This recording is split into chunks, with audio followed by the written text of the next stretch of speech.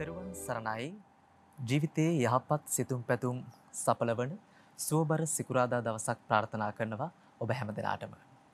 සදහවත්නේ තණ්හාවෙන් වෛරයෙන් ක්‍රෝධයෙන් මොසපත් වී අධර්ම රාගයෙන් යුතුව ජීවිතයේ නොයෙකුත් කම්කටොළු වලට මුහුණ දෙන ඔබ හැම දිනාගේම සිත සූපත් කිරීමේ අපේක්ෂාවෙන් සුපහන් ජීවිතයේ ධර්ම සාකච්ඡාමේ වැඩසටහනේ තවත් දිගහැරුමක් අගෝස්තු මාස 8 වන සිකුරාදා දවසේදී මෙතෙන් සිට ආරම්භ කරමින් ඔබගේ හිත සුව පිණිස විකාශනය කරන්නටයි සෝදානම් වන්නේ.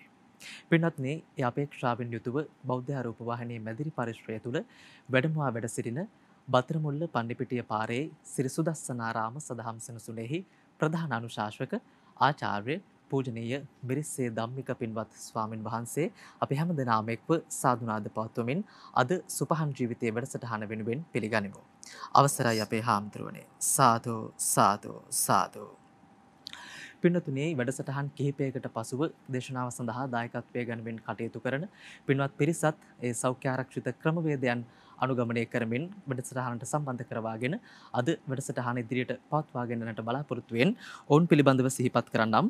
අද දායකත්වයේ ගනිමින් කටයුතු කරන්නේ ඇමරිකාවේ පදිංචි අතුල හා කුමාරි සෙනවිරත්න යන දෙපළත්, අර්ජුන හා චින්තා රණසිංහ යන දෙපළ ප්‍රධාන පැමිණ සිටින සුපින්වතුන් පිරිස විසින්. එහෙමනම් ඒ හැම දිනාටමත් පුණ්‍ය අනුමෝදනා සිදු කරන අතර වාරයේ වැඩසටහන ආරම්භ කරන්නට මත්තෙන් සම්ප්‍රදායානුකූලව තථාගත අමාමෑණී ලෝතුරා සම්බුදු පියාණන් වහන්සේ උදෙසා මල් පූජාවන් සිදු කරන්නට ඉන් අනතුරුව ගෞරවනීය දේශකයන් වහන්සේට දැහැත් වට්ටිය පිළිගන්වමින් දේශනාවට ආරාධනා කරන්නට ඒ දායකත්වයේ ගනිමින් කටයුතු කරන පින්වත් පිරිසට දැන් ආරාධනා කරනවා. ප්‍රථමයෙන්ම මල් වට්ටිය දේශකයන් වහන්සේට අතගස්වමින් සම්බුදු පියාණන් වහන්සේට පූජා කරන්නට ඉන් අනතුරුවයි දැහැත් වට්ටිය පිළිගන්වමින් ගෞරවනීය දේශකයන් වහන්සේට දේශනාවට ආරාධනා කරන්නට ඔවුන්ට අවස්ථාව ලැබෙන්නේ. පින්නතුනි, අද සුපහන් ජීවිතයේ වැඩසටහන තුළින් අපේ ගෞරවනීය දේශකයන් වහන්සේ හරහා මේ පුණ්‍යවන්ත හෝරාව තුළ අපි දැන කියා ගන්නට අපේක්ෂාවෙන් පසුවන්නේ මජ්ක්‍ධිම නිකායට අයත් සාලේයක සූත්‍ර දේශනාව ඇසුරු කරගනිමින් අපි හැම දෙනාගේම ජීවිත ලෞකික ජීවිතය වගේම ලෝකෝත්තර ජීවිතය සාර්ථක කරගන්නේ කොහොමද කියන කාරණාව පිළිබඳවයි. සුපහන් ජීවිතයේ වැඩසටහන තුළින් අපි විවිධ වූ සූත්‍ර දේශනාවන් ඇසුරු කරගෙන ඔබ හැම දෙනාගේම ජීවිත සූපත් කරන්නට සෑම සිකුරාදා දවසකම උදෑසන 8ට සජීවී ලෙසින් මේ ආකාරයෙන් හමු වෙනවා. ඉතින් අදත් අපි අපේක්ෂාවන් පෙරදරි කරගෙන අපේ ගෞරවනීය දේශකයන් වහන්සේට ඉතාමත් ගෞරවයෙන් ආරාධනා කරනවා. අද දවසේ මේ පුණ්‍යවන්ත හෝරාව සාලේයක සූත්‍ර දේශනාව ඇසුරු කරගනිමින් අපි හැම දෙනාගේම ජීවිත සූපත් කරගන්නට අවශ්‍ය කරන ඒ ධර්ම ඥානය, ධර්ම මාර්ගය අප වෙනුවෙන් පෙන්වා දෙන්නට මෙතෙන් සිට. එහෙමනම් අපි හැමදෙනාම පංචශීලයේ පිහිටුවීමෙන් අනතුරුව සාලේයක සූත්‍ර දේශනාව ඇසුරු කරගනිමින් අද දවසේ මේ පුණ්‍යවන්ත හෝරාව තුළ උන්වහන්සේගේ දේශනාව පවත්වන්නට ඉතාමත්ම ගෞරවයෙන් নমස්කාර පූර්වකව ආරාධනා කරනවා. අවසරයි අපේ හාමුදුරුවනේ. සාදු සාදු සාදු. තුනුරුවන් සතු අනන්ත අසිරිමත් වූ ගුණ බලයෙන් සුපසන් ජීවිතයේ සදහම් සාකච්ඡාව දේශනාවෙහි පින්වත් දායකත්වයේ ගෙන කටයුතු කරන අතුල සහ කුමාරි සෙනවිරත්න යුවලටත්, අර්ජුන සහ චින්තා රණසිංහ යුවලත් ඇතුළු ඒ පවුල ඥාතීන් වෙනුවෙන් සහභාගී වෙන කල්යාණවන්ත ඔබ හැමත්, ඒ වගේම බෞද්ධ මාධ්‍ය ජාලයේ සභාපති අප පින්වත් බොරලන්දේ වජිර ඥානනායක ස්වාමීන් වහන්සේ ප්‍රමුඛ බෞද්ධ කාර්ය මණ්ඩලයේ හැමත්, ජීවන්ත පුතුණුවනුත් පින්වත් ඔබ සියලු දෙනාම ශ්‍රවණය කරන නරඹන නිදුක් වේවා, නිරෝගී වේවා, සුවපත් වේවා, සියලු කායික මානසික සුවයන් නොඅඩුව සැලසේවා. කොරෝනා උවදුර මේ රටින් ලෝකයෙන් ඉක්මනින්ම බැහැර වෙලා හැමතෙම ශාන්තියක් වේවා. උතුම් වූ චතුරාර්ය සත්‍ය ධර්ම අවබෝධයේ පිණසම උපනිශ්‍රේ වේවායි පළමු කොට ඊ타මත් කරුණාවෙන් අදිෂ්ඨාන කරනවා, ප්‍රාර්ථනා කරනවා. ගෞරවයෙන් තුන් වතාවක් নমස්කාරය කියන්න. නමෝ තස් භගවතු අරහතු සම්මා සම්බුද්දස්ස. නමෝ තස් භගවතු අරහතු සම්මා සම්බුද්දස්ස. නමෝ තස් භගවතු අරහතු සම්මා සම්බුද්දස්ස. බුද්ධං සරණං ගච්ඡාමි. බුද්ධං සරණං ගච්ඡාමි. ධම්මං සරණං ගච්ඡාමි. ධම්මං සරණං ගච්ඡාමි. සංඝං සරණං ගච්ඡාමි. සංඝං සරණං ගච්ඡාමි. ဒုတိယံ පි බුද්ධං සරණං ගච්ඡාමි.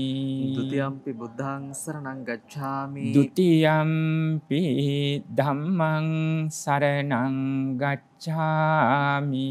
ဒုတိယံ පි ධම්මං සරණං ගච්ඡාමි. ဒုတိယံ පි සංඝං සරණං ගච්ඡාමි. ဒုတိယံ පි සංඝං සරණං ගච්ඡාමි. တတိယံ පි බුද්ධං සරණං ගච්ඡාමි. တတိယံ පි බුද්ධං සරණං ගච්ඡාමි. တတိယံ පි ධම්මං සරණං ගච්ඡාමි. တတိယံ පි ධම්මං සරණං ගච්ඡාමි. တတိယံ පි සංඝං සරණං ගච්ඡාමි. တတိယံ පි සංඝං සරණං ගච්ඡාමි. තිසරණ ගමනං සම්පුන්නං ආමබන්තේ පානාති පාතා වේරමණී සික්ඛාපදං සමාදියාමි.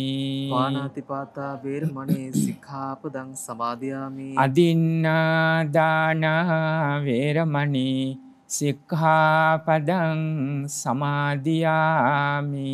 අදින්නාදානා වේරමණී සික්ඛාපදං සමාදියාමි. කාමේසු මිච්ඡාචාරා වේරමණී සික්ඛාපදං සමාදියාමි. කාමේසු මිච්ඡාචාරා වේරමණී සික්ඛාපදං සමාදියාමි. මුසාවාදා වේරමණී සික්ඛාපදං සමාදියාමි.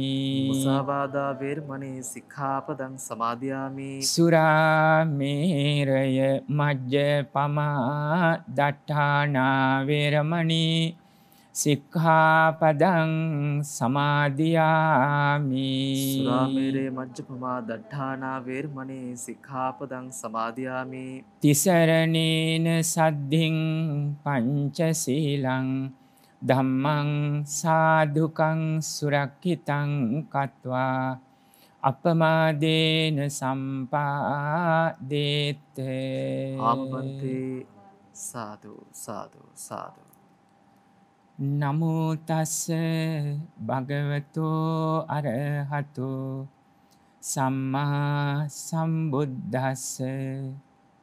නමෝ තස්ස භගවතෝ අරහතෝ සම්මා සම්බුද්දස්ස.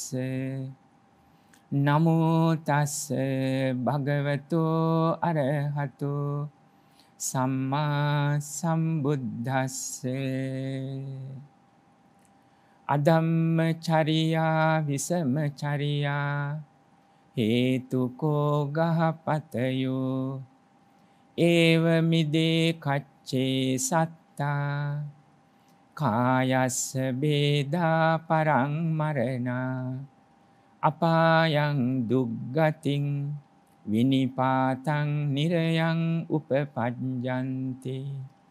ධම්මචරියා සමචරියා හේතුකෝ ගහපතයෝ ඒව මිදේ කච්චේ සත්තා කායස්ස බේදා පරං මරණා සුගතින් සග්ගං ලෝකං උපපජ්ජන්ති.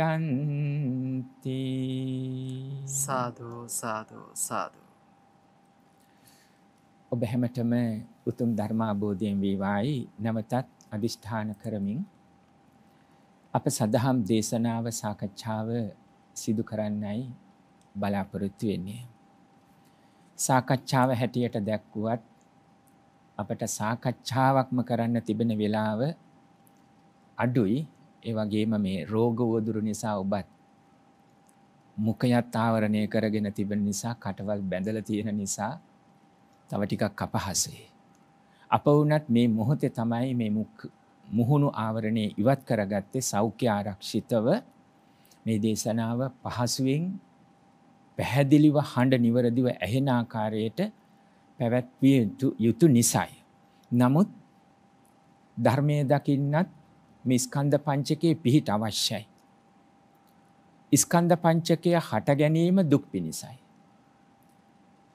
නමුත් ධර්මාවබෝධයේ පවත්නාතෙක් ස්කන්ධ පංචකයේ පිහිට අවශ්‍ය වෙනවා. රූප වේදනා සංඥා සංඛාර විඥාන කියන ස්කන්ධ පංචකේ දැන් ප්‍රධාන වශයෙන් මෙහි රූපස්කන්ධය පඨවි ආපෝ තේජෝ වායෝ කියන තද ගතිය වැగిරෙන බව උස්නේ වායෝ කියන රූපස්කන්ධයේ ප්‍රධාන කරුණු හතර අපිට ඒවට කියනවා භූත ධර්ම කියලා ධාතු හතර අක්‍රිය වුණා නම් අද ඔබ මෙතන පැමිණෙන්න ලැබෙන්නේත් නැහැ. ඔහොම වාඩි වී සිටින්න පුළුවන් කමක් ඇත්තෙත් නැහැ. මේ හඳුන්වන කොරෝනා උවදරේ පටන් මේ සියලුම දේවල් සිද්ධ වෙන්නේ එතකොට මේ රූපස්කන්ධය එනම් එහි ප්‍රධාන කරුණු හතර පඨවි ආපෝ තේජෝ වායෝ කියන හතරේ දුර්වල වීම. එහා මෙහා වීම. తත්‍ර මජ්ජත්තතා සමව පැවතීමේ ගුණය නැහැ. දැන් වෛරසය ඇතුළට ආවොත් ආග්‍රහණය වෙලා ඉන්ද්‍රියන් දුබල වෙනවා. පෙනහළු බලවත් ලෙස පීඩා වීමෙන් ඊළඟට ආස්වාස ප්‍රස්වාසයේ අපහසු ස්වභාවයට පත් වෙනවා. ගිරිමානන්ද සූත්‍රයේ විවිධ රෝගාබාධය සඳහන් කරනකොට සාසෝ පිනාසෝ මේ ආස්වාස ප්‍රස්වාසයේ සිද්ධ වෙන්න පුළුවන් දුබලතාවය පෙන්වුම් කොට තියෙනවා. ඒ නිසා ද රූපස්කන්ධේ අපිට නිරෝගී බවක් අවශ්‍යයි. දැන් බුදුරජාණන් වහන්සේ ගිලන් වූ විට ප්‍රතිකාර කළ බව පැහැදිලිනේ රහතුන් වහන්සේලා සිද්ධ කළා. විනය පිටකේ බේසජ්ජක්ඛන්දේ නමින් ප්‍රතිකාර පිළිබඳ වෙනමම දක්වලා තිබෙනවා. දැන් මෙතෙන්දි පැහැදිලි වෙන්න ඕනේ සියල්ල අනිච්ච බව හැබෑව පරම සත්‍ය. නමුත් අනිච්චයි කියලා ඔබ මේ රෝගයට ගොදුරු විය යුතුද නැහැ. අරහත්ත්වයට පත් වී සිටියත් අපි යමක් කළ යුතු වෙනවා. කුමක්ද? පරත්තචර්යා. අන් අයට යහපතක් කළ යුතු වෙනවා. අපි මේ සසර ගමනින් අත්මිදිලා ඒ මග දුකෙන් අත්මිදීමේ මග අන් අයටත් පෙන්වා දිය යුතු වෙනවා. ඒ බුදුරජාණන් වහන්සේ මහරහතුන් වහන්සේලා කල්යාණවන්තව සත්පුරුෂෝ මේ මග කළ යුතු වෙනවා. ඒ නිසා ආරක්ෂා සහිතව ස්කන්ධ පංචකයේ පිහිට ලබන්න නිරෝගීව පාත්තා ගැනීම අවශ්‍යයි. ඒ නිරෝගීව පාත්තා ගැනීමෙන් නැවත උපතක් යන්නේ නැති වෙන්න. උපතක් යනු පුනබ්භව යනු නැවත ස්කන්ධ පංචකයක් හට ගන්න. අබ්බොච්චින්න ස්කන්ධ පංචකයක් හට ගැනීම සකස් වෙන. අන්න එතන නතර කරන්න වෙනවා. ඒ නිසා ස්කන්ධ පංචකයේ පිහිටෙන්ම ස්කන්ධ පංචකයෙන් හට ගැනීම නතර කිරීමක් තමයි සිද්ධ කරන්නේ. මේක අකෘතඥ වීමක් නෙමෙයි. ධර්මයේ දැක ගැනීමක්. නැත්තම් කෙනෙකුගේ පිහිටක් ලැබලා එයා නැති කරනවා කියන අදහසක් අගේ සාමාන්‍ය ලෝකයා හෙනවනේ. එය නෙමෙයි. සමහර දේවල් තියෙනවා කටුවෙන් තමයි මොනවද ගලවන්න ඕනි පුතේ? කටුම ගලවන්න කටුවක් මොන කරනවා. ඒ වගේ ස්කන්ධ පංචකේ නතර කරන්නත් ස්කන්ධ පංචකේ හට ගැනීම නතර කරන්නත් ස්කන්ධ පංචකේම පිහිට අපට දැන් අවශ්‍යයි. රූපස්කන්ධේ නිරෝගීතාවය අවශ්‍යයි. ඒ සඳහා අනිච්ච දුක්ඛ අනාත්ම තිලක්ෂණ ධර්මයට යටත් කොට දැකගෙන එය ධර්මයේ දැක ගන්න අවශ්‍ය ආකාරයට පාත ගන්න. වේදනාස්කන්ධයේ සැප දුක් මධ්‍යස්ථ බව අනිච්ච දුක්ඛ අනාත්ම තිලක්ෂණයට යටත් කරගන්න. හැබැයි එය නිරෝගීව පාත්නවා කියන්නේ ගිලන් වෙන්න ඉඩ දී යුතු නෑ. කොහොමද ගිලන් වෙන්නේ? ලෝභයෙන්, ද්වේෂයෙන්, මෝහයෙන්. දැඩි ආසාවෙන්, තරහවෙන්, මෝහයෙන්, මුලාවෙන්. මොකද්ද මුලාව කියලා අවබෝධ කරගෙන තියෙන්නේ? හේතුන් ප්‍රත්‍ය කරගෙන සකස් වෙන හැම ඵලයක්ම විපාකයක්ම අපි හඳුනන සංඛාර සංකත කියලා. ඒ හේතුන්ගෙම විසිර යාමෙන් නැති වෙනවා.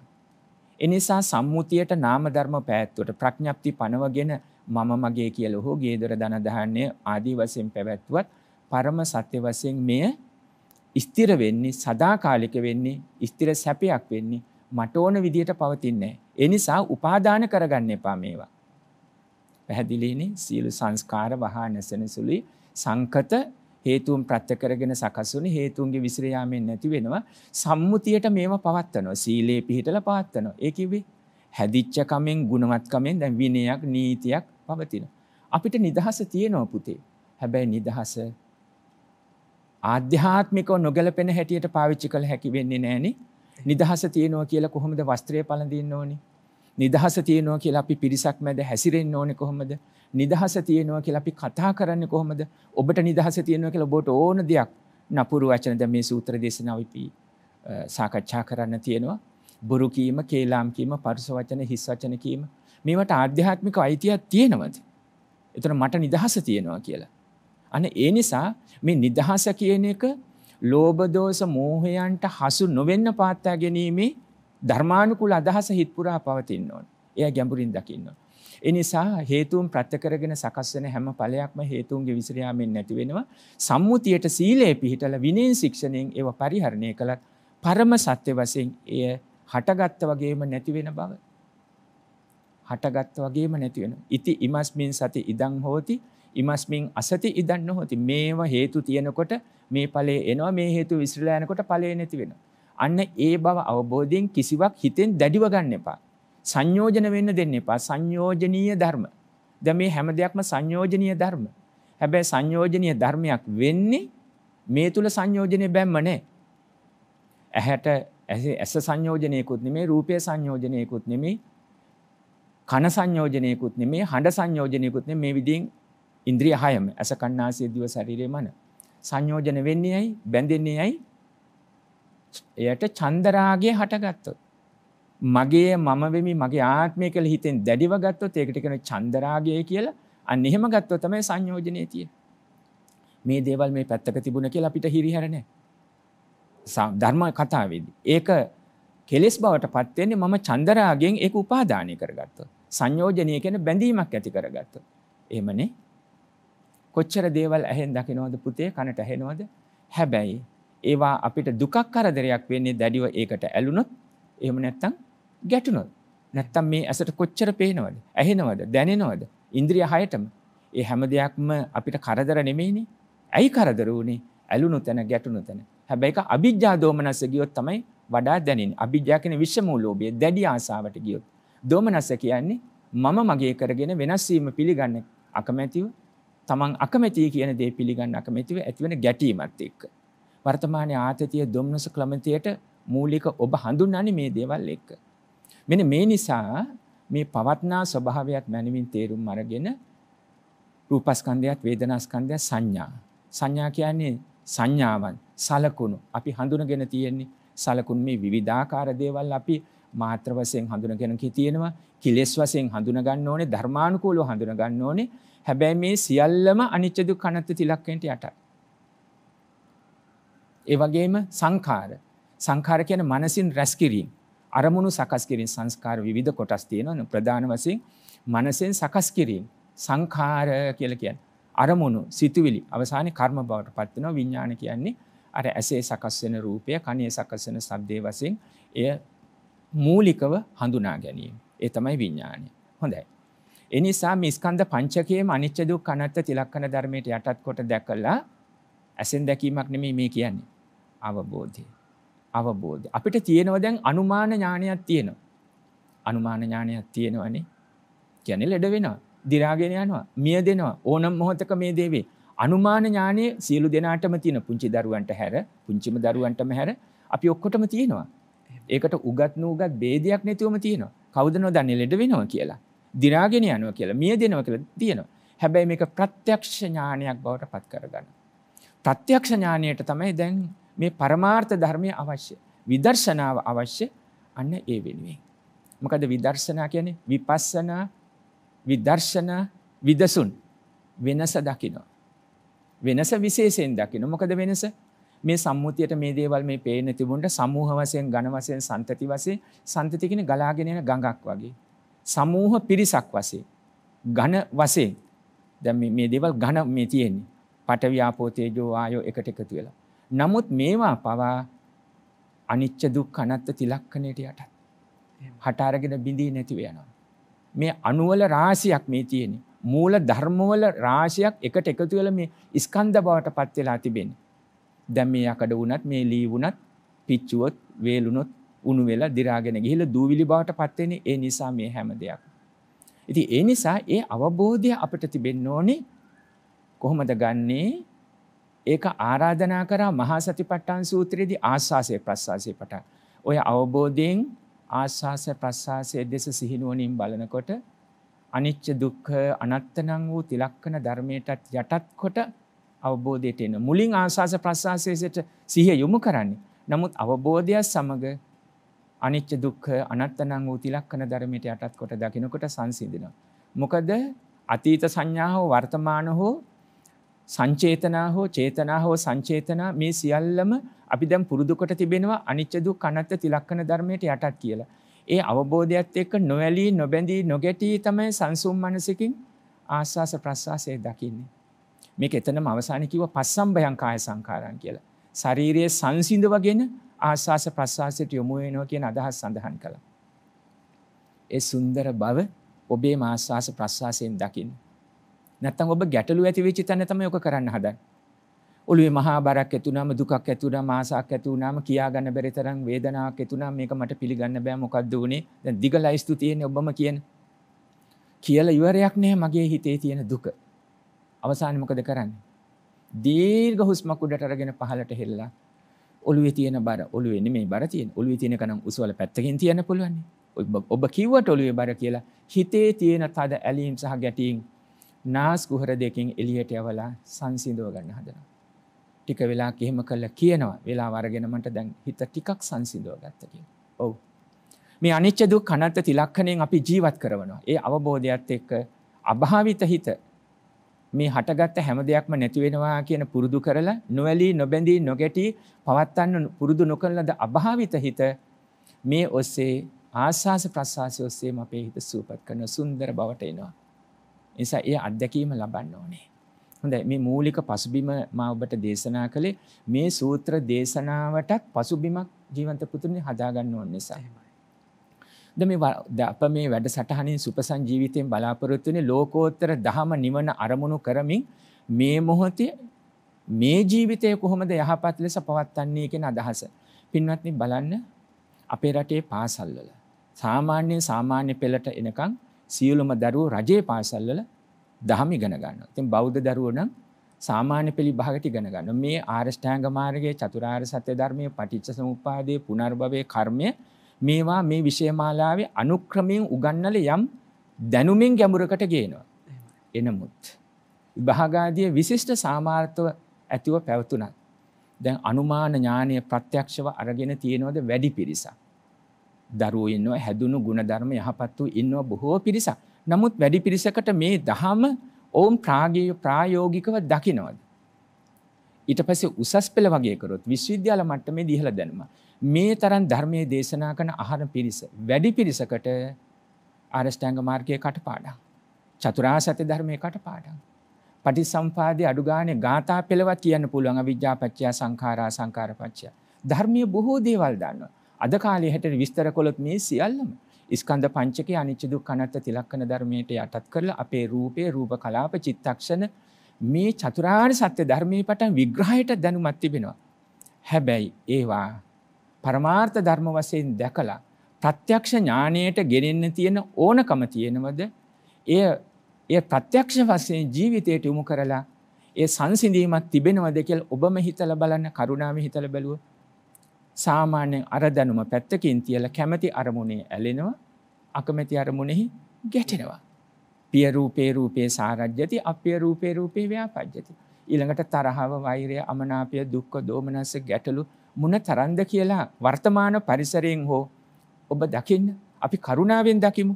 ඇයි මෙතන මොකද්ද මේ අඩුපාඩුව තියෙන්නේ? දැනුම තියෙනවනේ මේ හැම කෙනෙකුටම. නිවන් මඟ පිළිබඳව සිවුම්ව කියනවා.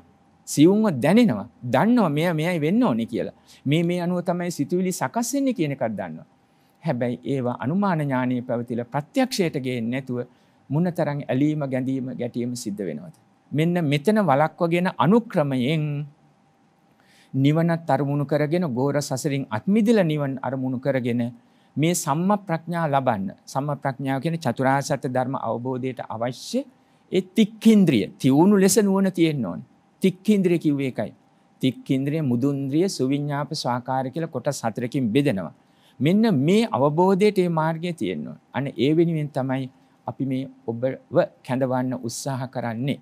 අද අප ආශ්‍රය කරගන්නේ අධික කොටසක් පමණයි පුළුවන්කම ලැබෙන්නේ. නමුත් ඔබට සෑහෙන ප්‍රමාණයකට සාකච්ඡාවට ගන්න බලාපොරොත්තු වෙනවා. ඒ තමයි මජ්ක්‍ධිම නිකායේ චූල යමක වර්ගයට අයත් සාලේයක කියන සූත්‍ර දේශනා ඇසුරු කරනවා. පින්වත්නි, මේ සූත්‍ර දේශනාව නිතර දේශනා කොට තිබෙනවා, සාකච්ඡා වෙලා තිබෙනවා. මම ඔබට සඳහන් කළා වගේ අපි දැන් මේ සූත්‍ර දේශනාව කරුණු සඳහන් කළ නතර වෙන්නේ නැහැ. ඒක ඔබ අහලා තියෙන පොතේ තියෙනවා. මේ කරුණු ටික ඔබට පොතෙන් බලා ගන්න පුළුවන්. හැබැයි මේ කොහොමද මේ කරුණු දැනගැනීමෙන් හිතේ තියාගෙන ඉන්න දේවල් ප්‍රත්‍යක්ෂයට අරගෙන ප්‍රතිඵල මොකද්ද? ලෝභ, දෝෂ, මෝහ බැහැර කිරීම, සංසිඳීම. ඒකට කියන්නේ කය ධම්ම, වය ධම්ම, විරාග ධම්ම, නිරෝධ ධම්ම කියලා. ෂය කරන්න, ෂය වෙන්න ඕනේ, බැහැර වය වෙන්න ඕනේ. අනුක්‍රමයෙන් හට අරගෙන බිඳී නැති වෙන ස්වභාවය දැකලා නැති වෙලාම යන්න ඕනේ. පටාචාරාව අහලා තියෙනෝනේ. පටාචාරා මෙහෙණි ජීවිතයේ දුක්ඛ දෝමනස ගැන කියනකොට සරලවම ඒ ජීවිතයේ තරම් දුක්ඛ දෝමනස ලැබපු කෙනෙක් බෞද්ධ ඉතිහාසයේ නැති තරම් ඇති. නමුත් වචනෙට කිව්වොත් නැති තරම්.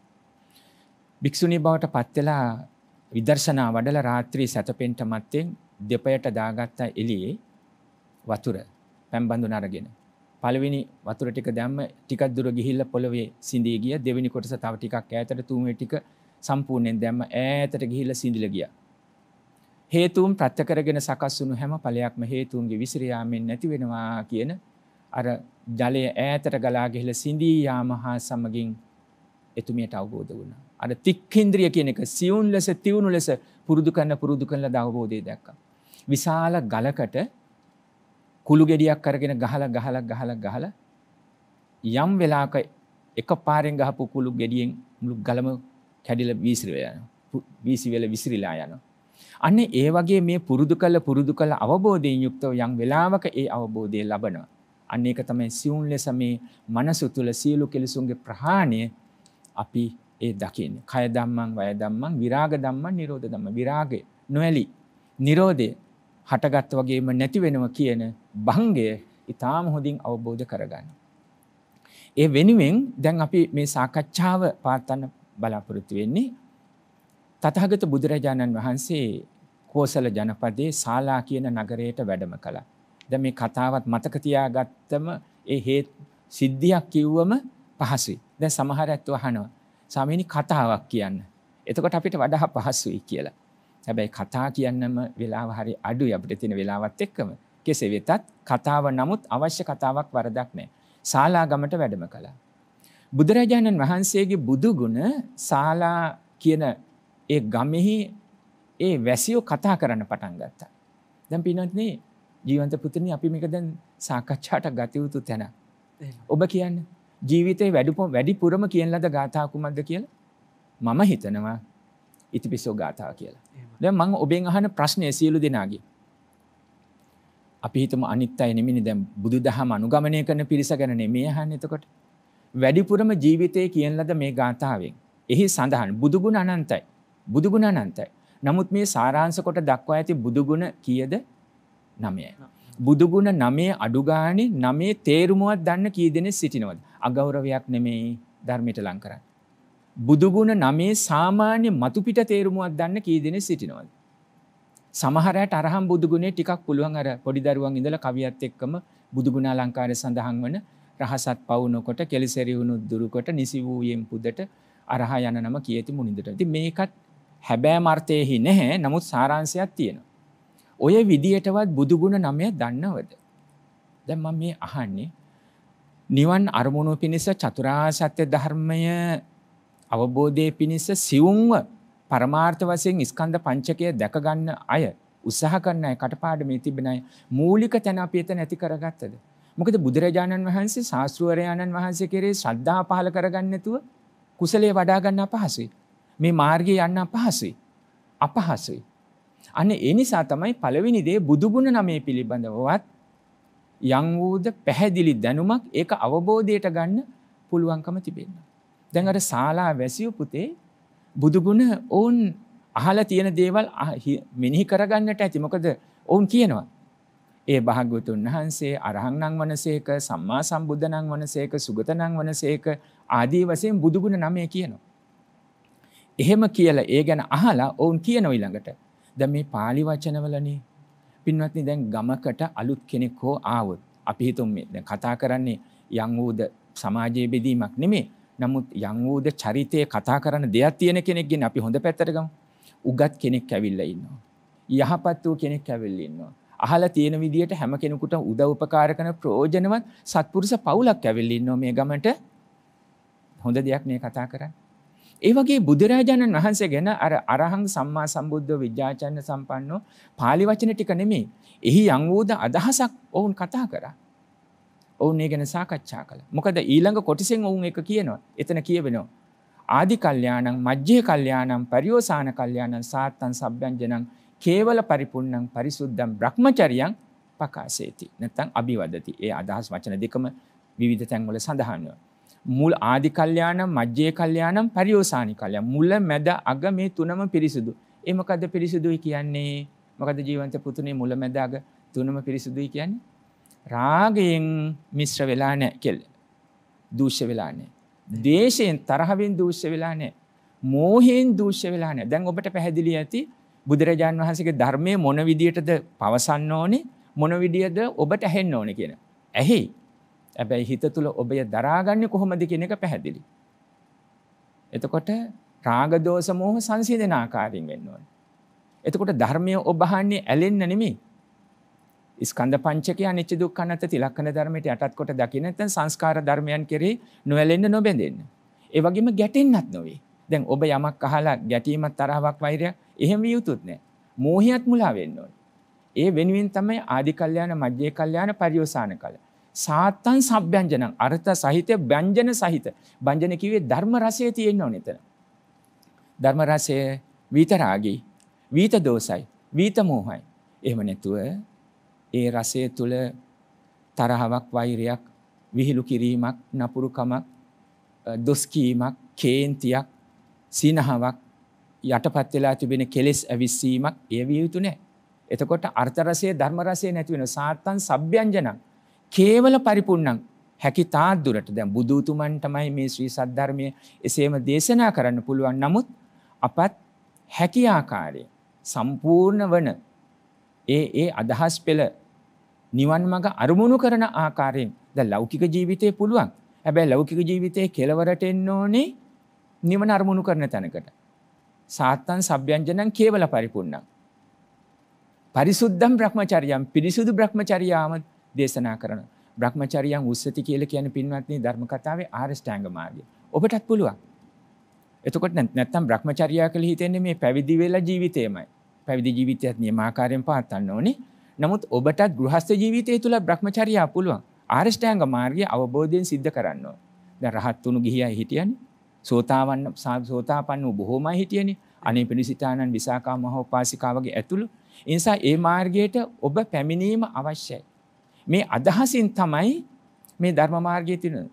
ඒකට කේවල පරිපූර්ණ සම්පූර්ණයෙන් හැකිතා දුරට පරිපූර්ණ වූ බ්‍රහ්මචර්යාව භාග්‍යවතුන් වහන්සේ දේශනා කරන බලන්න අර අය බුදුරජාණන් වහන්සේ පිළිබඳව ඇති කරගත්ත අදහස මොකක්ද කියලා. අපිට මේ අදහස තියෙනවා.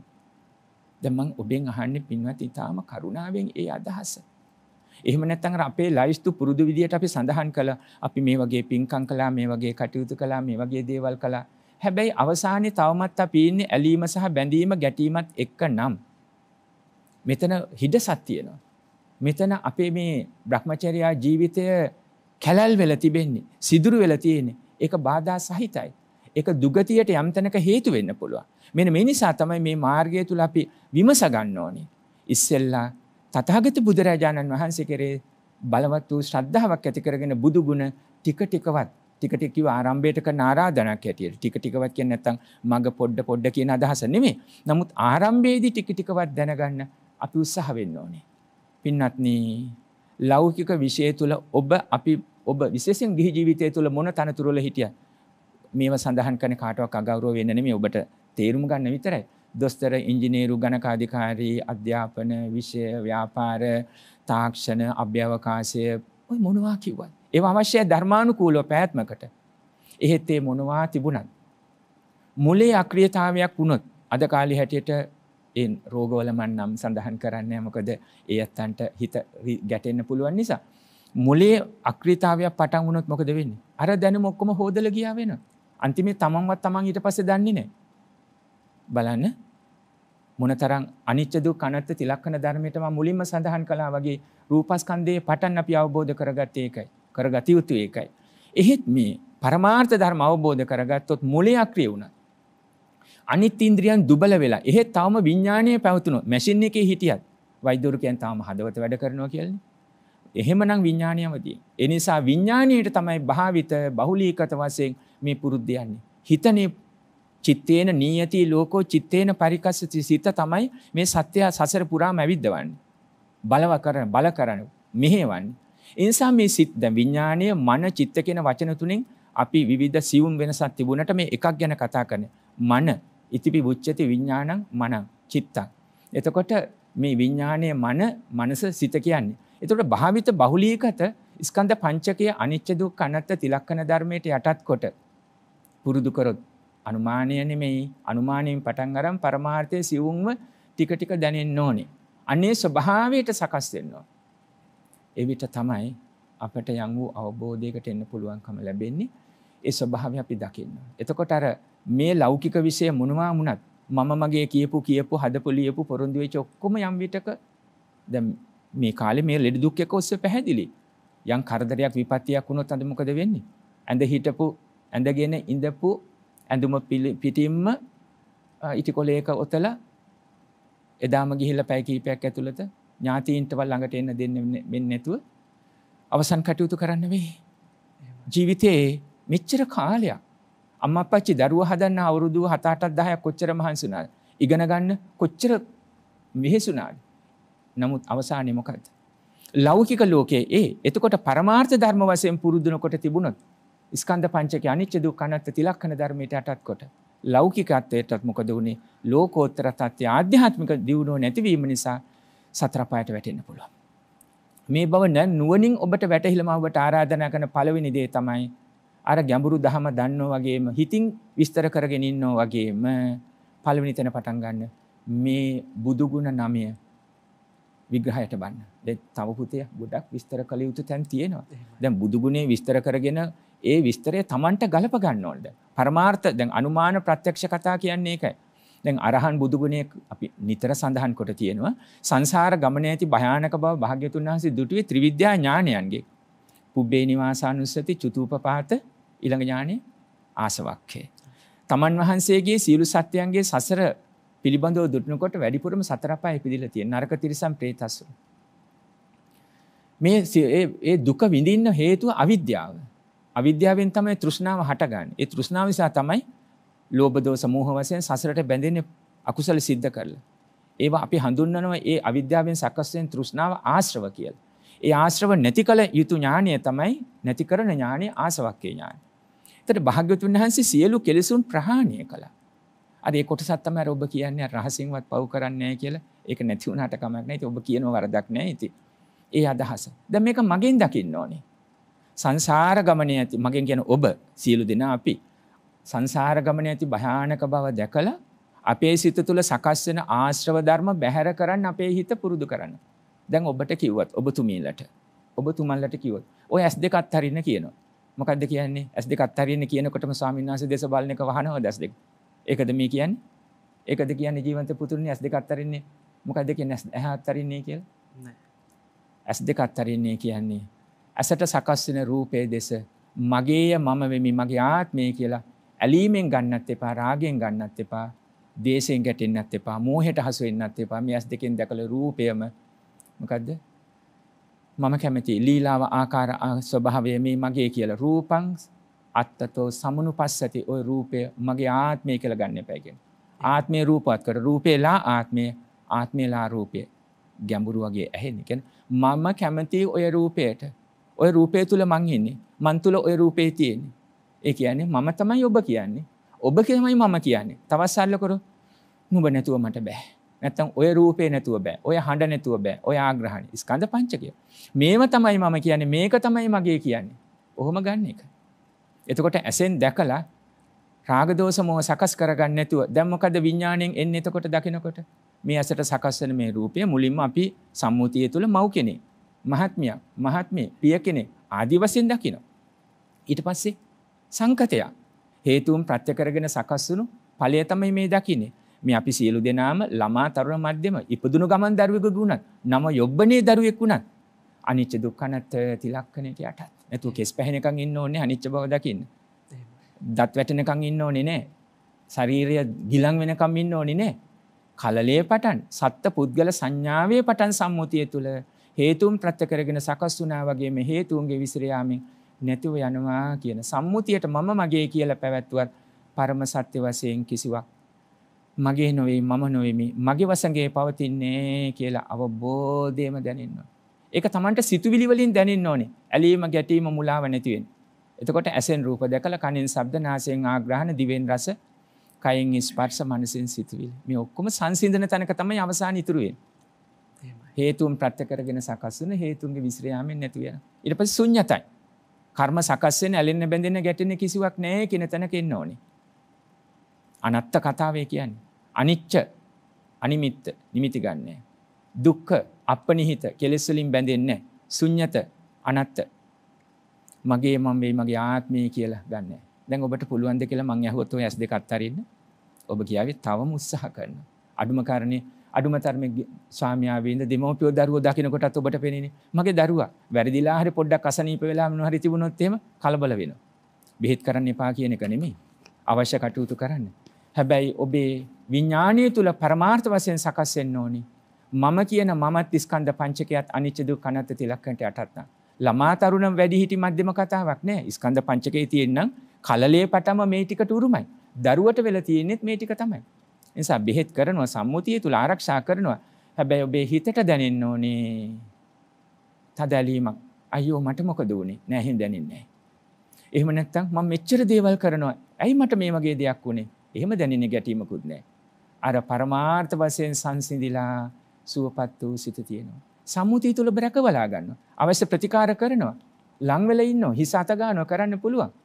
හැබැයි පරමාර්ථ වශයෙන් උපාදාන වෙන්නේ නෑ බව ඔබට දැනෙනවා. මේක තමයි පරමාර්ථ ධර්ම ස්පර්ශ කරනවා කියන්නේ. පැහැදිලිද පින්වත්නි? අපි උත්සාහ කරමු.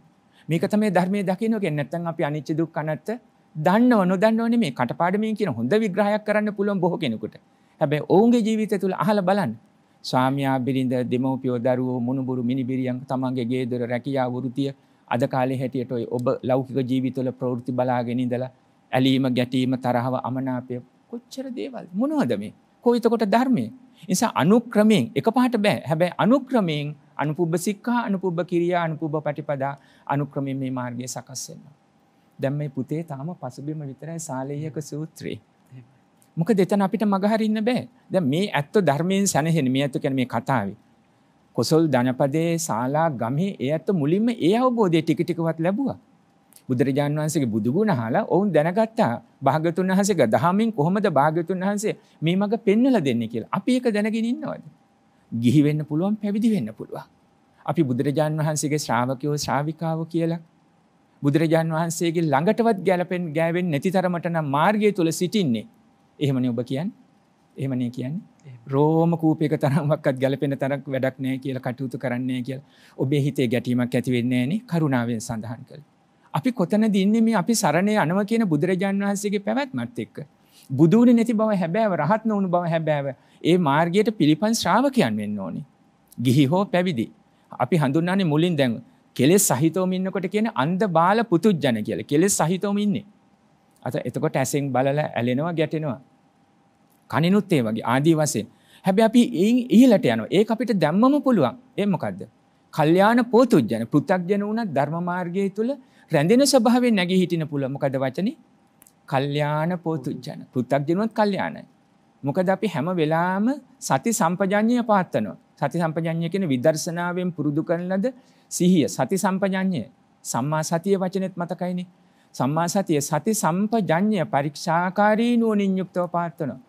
ඇහැට රූප, කණ්ඨ ශබ්දයෙන් වශයෙන් යම් විටක ඔබට අරමුණ ආවත් ඇලීම, ගැටීම සම්මුතිය තුල පවත්වනවා. නමුත් වහා හිතට දැනෙනවා මේ තමයි භාග්‍යවතුන් වහන්සේ දේශනා කළ සංස්කාර ධර්මයන්ගේ, සංකත ධර්මයන්ගේ ස්වභාවය. දැන් මේක වචනයෙන් කියනවා කියන එක නෙමෙයි. ඒක විඥානයේ තුල සකස් වෙලා තියෙන එකක්.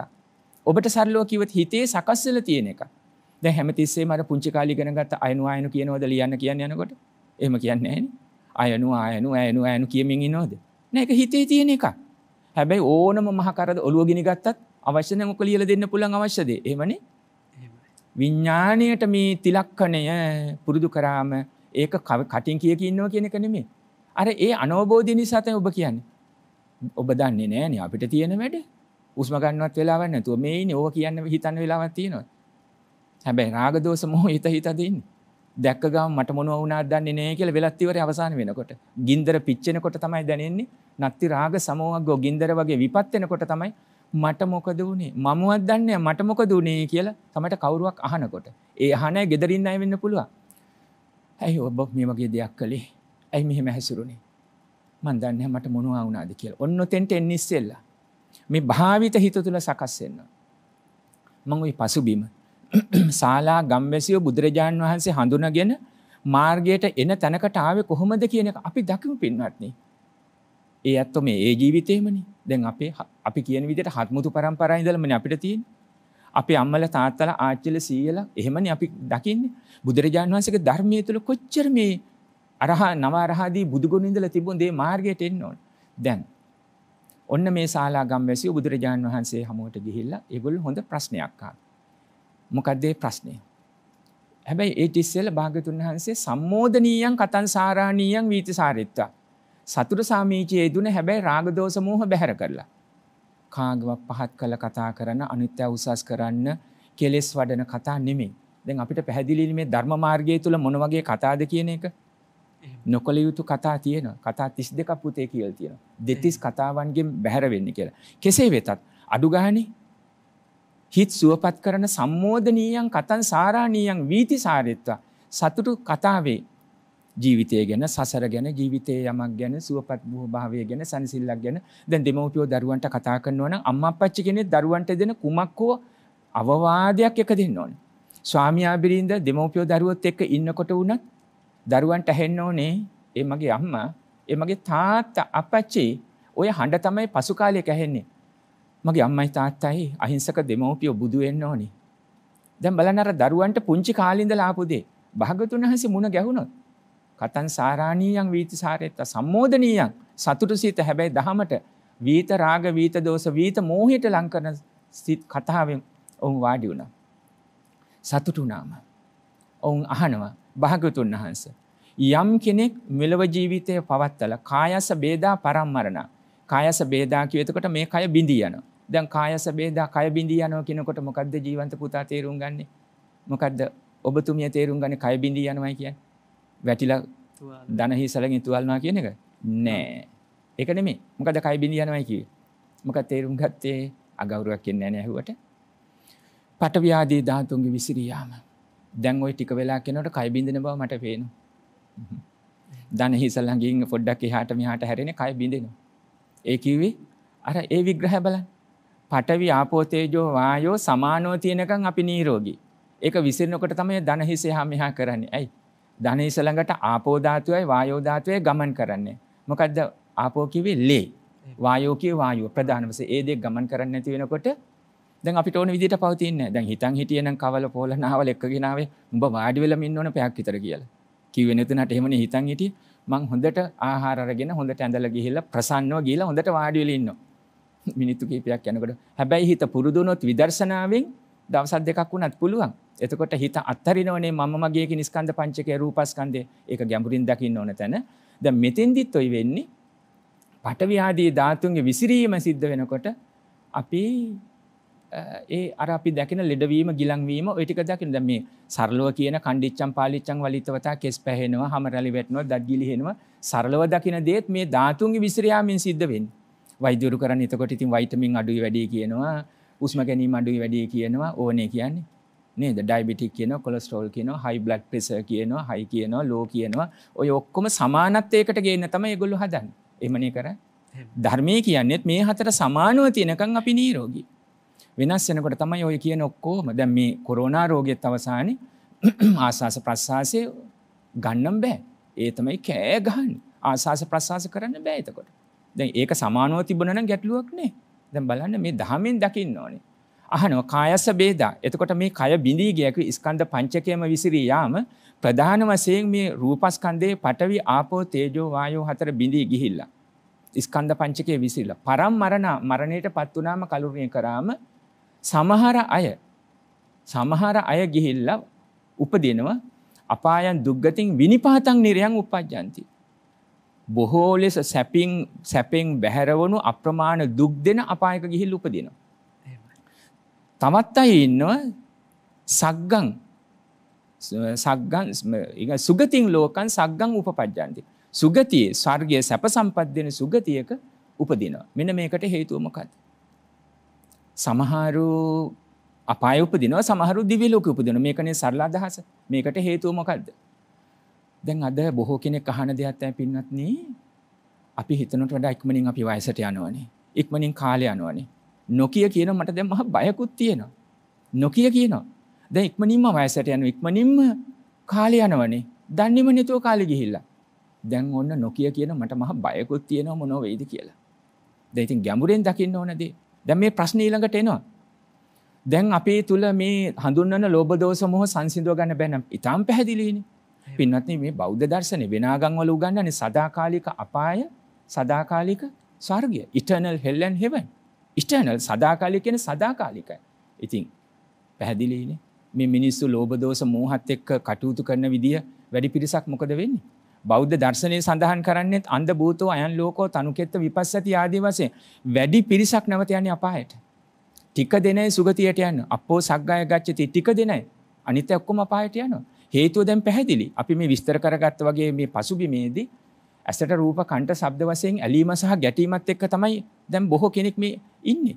ඉතින් බලන්න දැන් චිත්තක්ෂණ වශයෙන් ඇසිපියේ හෙල්න මොහොතකදී දහස් ගාණක් මේ චිත්තක්ෂණ සකස් වෙනවා.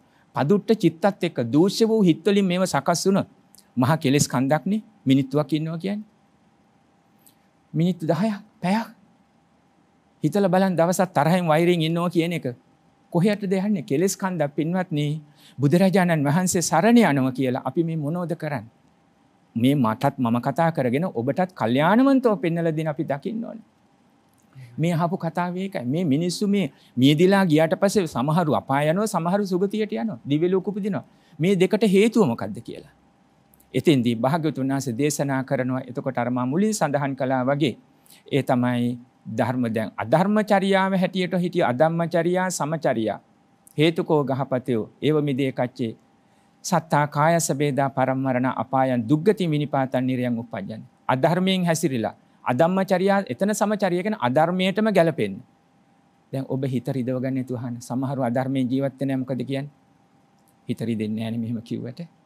ගැහුවොත් නම් ගහනවා. නුඹලත් එක්ක නම් අද නම් ඔහොම ඉන්න පුළුවන් කමක් නැහැ. සමහරව එම කියනෝනේ. මේ තමයි මගේ හැටි. මේක තමයි මගේ හැටි. මට මොනවා හරි කිව්වොත් නම් දැන් එහෙම වෙන්න එපා. නමුත් එහෙම පේනවා ගොඩක් අය. ඔක්කොම නේ බෝධිසත්ව ලක්ෂ ගණන් ඉන්නවා. නමුත් සමහර අය අද මෙහෙමනම් මෙහෙමයි කියලා මේ සමාජයේ හැටි එහෙම මේව දේවල් කරේ නැත්නම් අපිට බෑ. ඔය කිව්වට පාසලේ දරුවෝ ඇතුල් කරගන්න හරි රස්සාවක් ගන්න හරි වෙන දෙයක් කරගන්න හරි මොකක් හරි දෙයක් කරගත්තේ නැත්නම් අපිට නම් අද ඉතින් දියුණනේ දරුවන්ටවත් යමක් නැහැ. ඔය ඔක්කොම ධම්මචර්යා සමචර්යා ඒකටම ගැලපෙන්න තමයි හිතන්නේ කියන්නේ කරන්නේ. දැන් මෙහෙම අහගෙන ඉන්නකොට කෙනෙක් හිතන්න පුළුවන් දැන් අපි කොහොමද ජීවත් වෙන්නේ කියලා. හැබැයි මම මේ දේශනා කරන නිවන් මඟ අරමුණු කරන මෙලව ජීවිතය ගත කළ යුතු තැන. නැත්තම් මෙලව ජීවිතය කොහොම හරි ගත කළ නිවන විතරක් හිතේ තියාගෙන හිටියොත් අපිට අවසානයේ ඉතුරු වෙන්නේ අර කාටත් ලියන දැන්වීම විතරයි. මොකද්ද? නිවන් සැප ලැබේවා. ඒකට විතරක් කරන්න බෑ. ඒ නිසා දැන් අපිට අද වෙලාව අවසන්.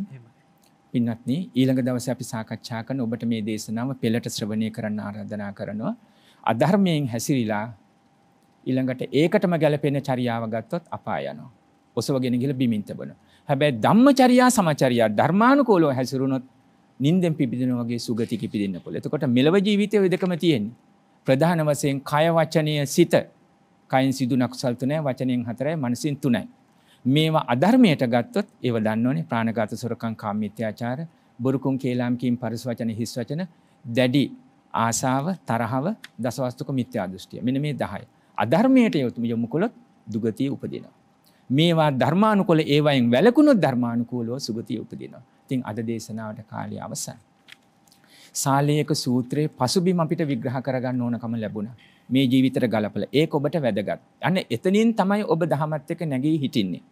ඉතින් ඉන් අනතුරුව ඔබට පුළුවනි ඔබටම ඊට පස්සේ තේන හොඳ නරක මොකද අපි දන්නවනේ. ඒ ටික විග්‍රහ කරගන්න තැනට හිත පුරුදු කිරීමයි අවශ්‍ය කරන්නේ අර දරුවන්ට උගන්වනවා වගේ. පුතේ දුවේ බලන්න අනාගතය ගැන හිතන්නේ මෙහෙම හිතලා කරන්න. මෙහෙම හිතලා කරන්න. නැත්තම් ඔබලට දුක් විඳින්න වෙයි මෙලවත් පරලොවත් වෙයි. අපි නැති කාලේ මොනෝ වෙයිද? බුදුරජාන් වහන්සේගේ ධර්මය අන්න ඒ අනුවත් අසාද ආදීනව නිස්සරණ ඔස්සේවත් ආදීනව ගැන හිතලවත් මෙලව ජීවිතයේ සුවපත්ව ගත්තොත් මේ ජීවිතේම ලෝකෝත්තර මග නිවන් අරමුණු වෙන බව Tamanට වැටහෙවි. හිතන්නට ආරාධනා කරමින් ඔබ හැම දිනාම සුවපත් වේවා. ලෞකික ජීවිතයේ ධර්මයෙන් සැනසේවා. චතුරාර්ය සත්‍ය ධර්ම අවබෝධයෙන් අමා නිවන් පිණසම උපනිශ්‍රේ වේවායි අදිෂ්ඨාන කරනවා ප්‍රාර්ථනා කරනවා. සාදු සාදු සාදු. සදහවත්නි ඊ타මත්ම හරබර දේශනාවක් මජ්ක්‍ධිම නිකායේ සාලේයක සූත්‍ර දේශනාව ඇසුරු කරගැනීමෙන් අපේ පූජනීය මිරිස්සේ ධම්මික පින්වත් ස්වාමින් වහන්සේ අප කෙරෙහි අනුකම්පාවෙන් දේශනා කරන්නට කටයුතු කළා. කොහොම නමුත් සූත්‍ර දේශනාවේ මූලාරම්භය පමණයි අපට සාකච්ඡා කරන්නට පුළුවන්කම ලැබුණේ දේශනාවට ලැබී තිබෙන කාල වේලාව අනුව. කෙසේ වෙතත් සත්පුරුෂ පුද්ගලයෙක් වශයෙන් මේ ජීවිතය ගත කරන්නට අවශ්‍ය කරන දහම් කරුණු කාරණා කිහිපයක්ම රාශියක්ම උන්වහන්සේ අප වෙනුවෙන් දේශනා කළා. ඉතින් මේ කාරණාවන් අපි ශ්‍රවණය කළා වගේම අපේ සිත තුළ ධාරණය කරගැනීමෙන් ඒ අනුව ජීවිතය හැඩගස්වා ගැනීමෙන් මේ ජීවිතය ලෞකික ජීවිතයත් ලෝකෝත්තර ජීවිතයත් සාර්ථක කරගන්නට ඔබට මේ මාර්ගයේ ඔබ ගමන් කරනවා ඇතයි අපේක්ෂාවෙන් අද සුපහන් ජීවිතයේ වැඩසටහන මෙතකින් නිමාවට පත් කරන්නට සූදානම් වනවා. පින්නතුනි අද වැඩසටහන වෙනුවෙන් දායකත්වයේ ගනිමින් කටයුතු කළේ ඇමරිකාවේ පදිංචි අතුල හා කුමාරි සෙනවිරත්න යන දෙපළත් අර්ජුන හා චින්තා රණසිංහ යන දෙපළ ඇතුළු පැමිණ සිටින සුපින්නතුන් ප්‍රධාන ඒ පින්නතුන් පිරිස. එහෙමනම් ඔවුන්ගේ අරමුණු පැහැදිලි කරමින් පුණ්‍ය අනුමෝදනා සිදු කරන්නට ගෞරවනීය පූජනීය මිරිස්සේ ධම්මික හාමුදුරුවන්ට ගෞරවයෙන් ආරාධනා කරනවා. සදහවත් පින්වත්නි, ඒ අවසන් කළ සුපසංජීවිතයේ සදහම් දෙසුම සාකච්ඡාවේ දායකත්වයෙන් කටයුතු කළ අතුල මහත්මයා, කුමාරි සෙනවිරත්න මහත්මිය, අර්ජුන මහත්මයා, චින්තා රණසිංහ මහත්මියන් දෙපළ. ඒ ඇත්තෝ මේ අගෝස්තු මාස 40 වන විවාහ සංවත්සරයේ දෙන අතුල සහ කුමාරි සෙනවිරත්න යුවලටත් 35 වන විවාහ සංවත්සරයේ දෙන අර්ජුන සහ චින්තා රණසිංහ යුවලටත් සුභාසිරි ප්‍රාර්ථනා කරනවා. නිදුක් නිරෝගී දීර්ඝ සම්පන්නිය ධර්මාබෝධයෙන් වේවා කියන අදිෂ්ඨානය සිද්ධ කරන්නට කැමැතියි. මේ දේශනාව ඔබ ශ්‍රවණය කරලා ඔබ දුටුවොත් ඕනම මොහොතක ලෝක ස්වභාවයට මුහුණ දුන්නත් ඔබ වගේ සත්පුරුෂ කෙනෙක් ජීවිතේ මුණ ගැහිම සැනසෙල්ලක් කියලා විවාහ සංවත්සරයේදීම ඔබට දැනේ. මේ ජීවිතේම අපි ධර්මාබෝධය කරගනිමු කියන අදහසක් ඔබට දැනේ. ඒ ආශිර්වාදය ඔබ පවුල් දෙකටම ලබා දෙමින් බලාපොරොත්තු වෙන ඇල්ෆ්‍රඩ් හා තිලකා කළුබෝවිල දෙමව්පියන්ට, සිරිල් හා මේනකා සෙනවිරත්න දෙමව්පියන්ට, රත්නරන්සිංහ පියාණන්ට, විල්ෆ්‍රඩ් සහ කමලා කළුබෝවිල දෙපළටත්, ඒල් කමලාවතී මෑණියන්ටත් පුණ්‍යානුමෝදනා සිද්ධ කරන්නට බලාපොරොත්තු වෙනවා. ඒ පින්වත් දෙමව්පියන් ඇතුළුව සෙත් පතනවා පන්නිපිටියේ පදිංචි ඉන්දිකා රණසිංහ මෑණියන්ට නිරෝගී සුවය ලැබේවා, ධර්මාබෝධයේ හේතු වේවා. ඒ වගේම ධර්ම දේශනාව පැවැත්වූ දේශකයන් වහන්සේට, ධර්ම ශ්‍රේණියට සහභාගී වූ සියලු දෙනාටම, දිවි ගමනේ විවිධ කඩයිම් සමරීම් එකතු වෙන සියලු හිතමිතුරන්ටත් සෙත් ප්‍රාර්ථනා කරන්නට පින්වත් වූ දායකත්වයේ දරණයන් බලාපොරොත්තු වෙනවා. ලෞකික වශයෙන් ධර්මානුකූලවත් ඔබේ යහපත් වූ බලාපොරොත්තු ඉටු කරගෙන උතුම් චතුරාර්ය සත්‍ය ධර්ම අවබෝධයේ පිණසම මේ සාකච්ඡා දේශනාව උපනිශ්‍රේ වේවායි අදිෂ්ඨාන කරනවා, ප්‍රාර්ථනා කරනවා. ඉදන්නෝ ඥාතිනං හෝතු සුඛිතා හොන්තු ඥාතයෝ. ඉදන්නෝ ඥාතිනං හෝතු සුඛිතා හොන්තු ඥාතයෝ. ඉදන්නෝ ඥාතිනං හෝතු සුඛිතා හොන්තු ඥාතයෝ. ආකාසට්ඨා ච බුම්මට්ඨා දේවානාගා මහිද්దికා පුඤ්ඤන්තං අනුමෝදිත්වා චිරං රක්ඛන්තු ශාසනං චිරං රක්ඛන්තු දේශනං චිරං රක්ඛන්තු ලෝක ශාසනං.